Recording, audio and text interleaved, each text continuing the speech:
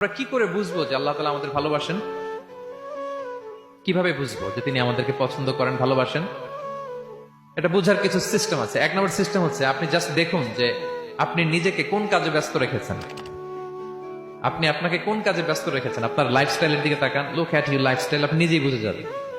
আপনি যদি দেখেন যে না, আপনার ভালো ভালো কাজে আপনার ব্যস্ততা, আপনার এঙ্গেজমেন্ট ভালো লোকদের সাথে, আপনার সার্কেলটা ভেরি গুড সার্কেল, ভালো কাজে আপনার মন টানে, আপনি ভালো কাজ করেন, যদি আপনার কার্যক্রম এরকম হয়, তাহলে বুঝে নেবেন আল্লাহ তাআলা আপনাদেরকে ভালোবাসেন। আলহামদুলিল্লাহ। আর যদি দেখেন না, যত আকাম কুকাম আছে ওইটার সবার আগে আপনি, যেই কাজে আল্লাহর ক্রোধ আসে, আল্লাহ রাগ হয়ে যান, যেই কাজ ইসলামে করার নিষেধ, যেটাতে তার অসন্তুষ্টি, ওই কাজে আপনার এঙ্গেজমেন্ট, ইনভলভমেন্ট, আপনার সার্কেল গুলাও এরকম, তাহলে বুঝে নিবেন আল্লাহ ভালোবাসা, এই মহা সৌভাগ্য আপনার কপালে জোটে নাই। তাহলে এটা হচ্ছে একটা সিস্টেম। আল্লাহ আপনাকে ভালোবাসা